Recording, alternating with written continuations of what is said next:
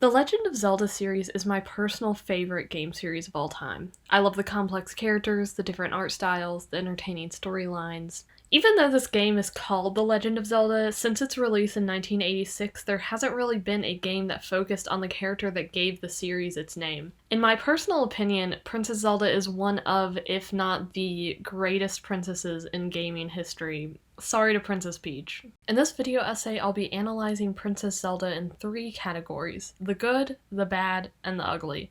aka the fandom, so not really ugly, it just fit too well not to use that. For quick context, just in case someone isn't familiar with the Zelda lore and timeline, every Zelda is a reincarnation of the goddess Hylia, so technically all Zeldas are different, so I will be talking about each Zelda as their own specific person. While editing this, I realized I didn't explain who the character you played as is. His name is Link. He's a little blonde elf boy with a green hat that you see everywhere. And the villain is Ganon or Ganondorf in the majority of the games. I mentioned them both a few times, but I never explained who they were, so. Let's get the bad, aka the main critiques on the Zelda games and Zelda as a character out of the way first. The beginning Zelda games did feature a very typical princess personality-wise. In the very first Zelda, she's barely in the actual game.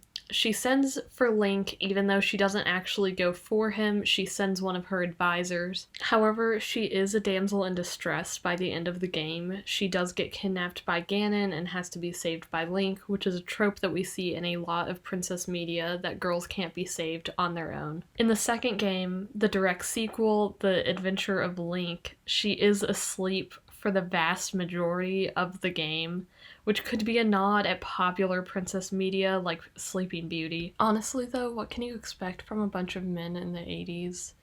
I'm not saying these games aren't good, I'm just saying there's a huge lack of female representation in them. We can't go on without talking about the elephant in the room. Yes, every Zelda reincarnation has been skinny, pretty, white, and blonde, mostly. Except for her disguise in Wind Waker. Yes, Nintendo definitely decided to hide Princess Zelda under darker-skinned aliases. There's a lot of debate whether or not this is because Tetra, who's Zelda's Wind Waker alias, is technically a pirate, therefore out in the sun a lot, but this plays into the ideals that to be a princess, you must be white and pretty and delicate. Now, let's move on to the good representation that Princess Zelda gives us, which honestly outweighs the bad, in my opinion. The Legend of Zelda series in general is one that has grown greatly over the years, and that does include Zelda's character as a whole. The beginning of Zelda being an actual character with dialogue begins in Ocarina of Time, which was released in 1998. She's the entire point of the storyline. She kicks it off. She's the reason Link goes on his journey, and even makes mistakes that she then fixes later on in the game, which also kind of takes away that stereotype that princesses have to be perfect and takes the pressure off of young girls who may see Zelda as an inspiration.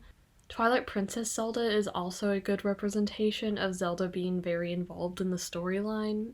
I do think that her personality suffered at the fact that Nintendo was trying to paint her as more of a leader than anything else, which kind of sucks since at that point Nintendo clearly didn't know how to write a woman without making her entire personality her job and role. In the 2 most recent Zelda titles, Skyward Sword and Breath of the Wild, we do see them take a turn with Zelda's personality. Surprise, Nintendo! Women can have a great personality and be a strong leader. I will say in Skyward Sword she's a little less involved than in Breath of the Wild. I think that Breath of the Wild Zelda is really unique compared to the other Zeldas. We actually see her struggle both with her role as the reincarnation of the goddess Hylia and with the people around her. She uses the fact that she can't unlock her powers to then put her energy into focusing on things that she can do for her land and the people around her. We absolutely love a woman in STEM. And she wears pants most of the time, which is pretty different than most princesses. Now, let's finally move on to the quote-unquote ugly, which isn't really ugly. The fandom is pretty peaceful for the most part. Over the years, gamer girls have been much more accepted and shown by the media than before. It's been studied that girls enjoy more fantasy violence as compared to the realistic violence boys usually do, along with more story-based and puzzle-based games. The Legend of Zelda series fits into this statistic, as the vast majority of the fandom online I have come across have been girls, or they have been another marginalized group. And to combine those two, there are so many queer women who love The Legend of Zelda. And what comes out of a fandom that has a lot of girls within it, and what comes out of a fandom where a lot of girls are involved? Fan fiction, fan art, and shipping. There are quite a few popular lesbian ships when it comes to the Legend of Zelda series, but the two big ones are Midna and Zelda, so Mid-Zel, and then Zelda and Impa, which is Zel-Impa. This doesn't really surprise me because, of course, when you have a princess that's a little bit out of the norm, a lot of girls and women are going to attach themselves to that said character because of the fact that we see an accurate representation of what it feels like to be a girl in society. And of course, queer women who don't get to see their love stories on the big screen a lot of the time are just going to create their own. So of course, no Zelda reincarnation has been perfect, but honestly, who is? Some of that makes her more human, in my personal opinion. And I'm interested to see what Nintendo will do with her character, since there has been a big push to have either a playable Zelda or Link as a female. Hopefully we'll have an actual game that's based around Zelda and or get a playable Zelda. Thank you guys for watching. This project was very self-indulgent, so hopefully you guys enjoyed watching it just like I enjoyed making it. I will leave you with one of my favorite Zelda clips of all time. Is that what I think it is? Look at this. I don't believe it, but I actually caught one. This delicacy is known to have very, very potent effects under the proper circumstances. Ta-da! Research from the castle shows ingesting one of these can actually augment certain abilities.